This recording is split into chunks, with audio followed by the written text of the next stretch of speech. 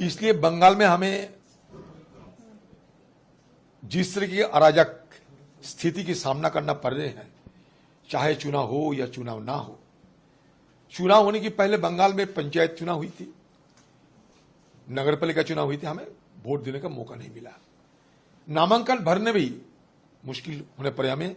और चुनाव के बाद, चुनाव के दिन, चुनाव के पहले, चुनाव के बाद लूट और लूट, जबरदस्ती चुनाव में जीत हासिल किए जाते हैं।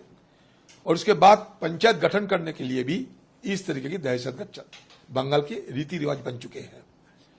और जिस दिन ये लोकसभा चुनाव हुई थी, उस समय भी, उसके पहले भी ये जो दहशतगर्द, ये बंगाल में बिल्कुल उसी तरह ही थी। चुनाव के दिन हो सकते कोई केंद्रीय बाहिनी की सेंट्रल फोर्सेस तैनात की चलते कुछ जगह वोट जरूर हुई थी, लेकिन ये हम दावे के साथ नहीं कह सकते कि बंगाल में हर जगह चुनाव शांतिपूर्ण तरीके से हुआ था जी। ये नहीं, बंगाल में हर जगह शांतिपूर्ण तरीके से चुनाव नहीं हुआ था, इसलिए कि चुनाव के दिन जिस तरीके की हिंसा और दहशतगर्द की माहौल बंगाल में पैदा हुआ था, ये सारे आपका कैमरे के अंदर ही है। अच्छा, चुनाव खत्म होने के बाद जितने सारे सीट जीत हासिल कर चुके हैं, फिर भी दहशतगर्द करने के लिए उनका कोई रोकथाम नहीं दिखते थे। जहां जहां विपक्ष लोगों की कोई नुमाइंदे होते हैं, चाहे पंचायत लेवल पे, ये नगरपालिका लेवल पे, जबरदस्ती उनको पार्टी में शामिल किया जाता। पुलिस से डरा के, धमका के, मार के, पीट के, लालच दिखा के चलते रहते हैं। यही कोई बात अगर नहीं सुनते तो उनकी मौत की घाट उतार दिए जाते हैं।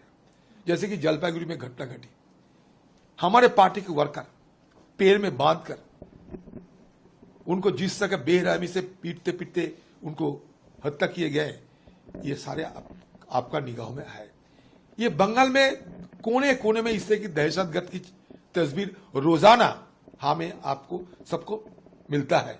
तो इस हालात में मुझे लगा कि यहां आके बड़ी बड़ी तो बात करते हैं, ममता बनर्जी की दिल्ली आते ही सद्दी बन जाते हैं और बंगाल जाते आम लोगों की ऊपर दहशतगर्द करना शुरू कर देते हैं।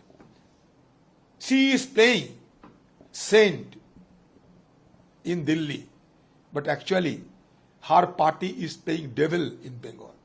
जब दिल्ली आती है ममता बनर्जी स्वाधी बन जाती है, कलकत्ता उतरते ही बस उनका अपना रूप निकल जाते हैं।